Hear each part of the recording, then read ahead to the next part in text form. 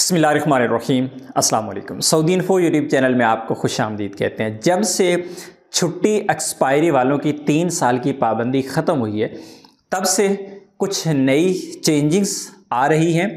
और जिस वक्त ये अनाउंसमेंट हुई थी मैंने आपके साथ एक वीडियो शेयर की थी और मैंने आपको ये बताया था कि ये कानून इतना सिंपल नहीं है कि जो बंदा जिसका दिल करेगा छुट्टी एक्सपायर कर लेगा, इकामा एक्सपायर कर लेगा, वापस नहीं आएगा और फिर नया वीज़ा लगवा लेगा। तो ये कानून इतना सिंपल नहीं है, क्योंकि दूसरी जानिब कफ़ीलों और कंपनियों को भी फ़ायदा दिया जाता है। तो कुछ ऐसा ही एक कानून आपके साथ शेयर कर रहा हूँ और उस वीडियो में भी, ये वीडियो आप देख सकते हैं जिसमें मैंने आपको बताया था कि भाई जब से किवा का एक सिस्टम नया आया है, उसमें कॉन्ट्रैक्ट सिस्टम आया है, उसमें आपको दूसरी जगह पे नकल कफ़ाले का अगर हक दिया गया है मुख्तलिफ टर्म्स एंड कंडीशंस के साथ, तो आपको साथ साथ कुछ चीज़ों का पाबंद भी किया जाता है। मसलन आपका कॉन्ट्रैक्ट मौजूदा कंपनी के साथ है, आप नहीं जा सकते हैं दूसरी जगह पे। आपका नया कॉन्ट्रैक्ट है, नए वीज़े पे हैं, 1 साल हुआ है, आप दूसरी जगह पे नहीं जा सकते हैं, आपको इजाज़त ही नहीं दी गई है। इसी तरह एक अनाउंसमेंट थी, वो ये थी कि अगर आप सऊदी अरेबिया में हैं, आप छुट्टी जाते हैं और आपका कॉन्ट्रैक्ट वैलिड है और आप वापस नहीं आते हैं, तो ऐसी सूरत में आप सऊदी अरेबिया से लाइफ टाइम ब्लैक लिस्ट हो जाएंगे। ये एक प्रपोजल थी, इस कानून का वो हिस्सा है जिस पर अब तक अमल दरामद नहीं हुआ और ये इस वीडियो में मैं आपको बता चुका हूँ ये वाली बात। तो आज की जो चीज़ है वो मज़ीद एक और अहम आगे कदम है, वो ये है कि अगर आप जाते हैं छुट्टी, वापस नहीं आते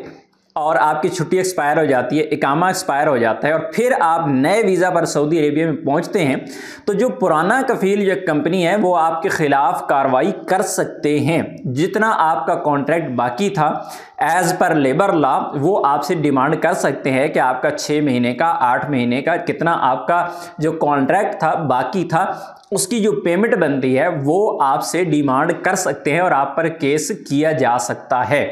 तो इसलिए इसको अभी और भी आपने मज़ीद थोड़ा सा इंतज़ार करना है, आपने इतना इजी नहीं लेना, क्योंकि जिस कानून की मैंने पहले बात की है जो लाइफ टाइम ब्लैक लिस्ट वाला है, हो सकता है वो भी आ जाए। लेकिन फ़िलहाल क्योंकि उसके बारे में कोई बताया नहीं गया कि उस पर अमल दरामद होना है नहीं होना है, वो एक जस्ट प्रपोजल थी या फिर उसको कानून का हिस्सा बनाया जाना है, ये तो बाद में ही पता चलेगा। लेकिन फ़िलहाल की जो चीज़ है कि अगर आपकी छुट्टी इकामा एक्सपायर हो गया है और फिर आप नए वीज़ा पे सऊदी अरेबिया में पहुँचते हैं, तो पुराना कफ़ील डिमांड कर सकता है कि इस बंदे ने कॉन्ट्रैक्ट की वायलेशन की है, ये भाग के गया था, छुट्टी गया था, वापस नहीं आया था, लिहाजा जो बाकी कॉन्ट्रैक्ट है वो सैलरीज या जो भी उसके अमाउंट बनती है वो कफ़ील को देने के आप पाबंद होंगे। इसमें थोड़ी सी एहतियात आप यही बरत सकते हैं कि आप अगर नया वीज़ा लगवा रहे हैं तो जो आपका पुराना कफ़ील कंपनी है उसको पता नहीं चलना चाहिए। बहुत सारे लोग पुराने कफ़ील कंपनियों को बता देते हैं या फिर सम टाइम ऐसा होता है कि आपको किसी पेपर की ज़रूरत पड़ जाती है, मसलन जो फाइनल एग्जिट का पेपर है नया वीज़ा लगवाने के लिए, तो आप में से किसी को ज़रूरत पड़ जाती है।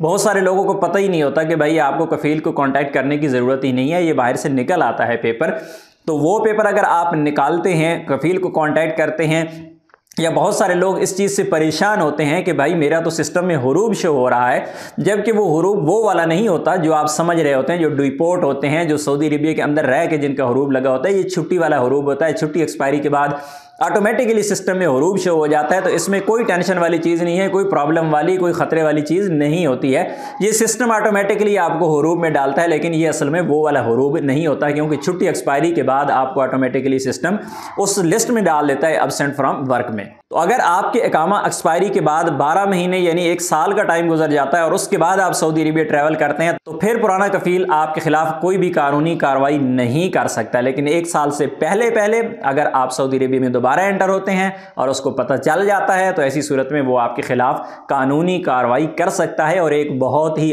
और अहम आपसे चीज़ यहाँ पे डिस्कस करता चलूँ कि इसी से मिलता जुलता एक कानून पहले से मौजूद है,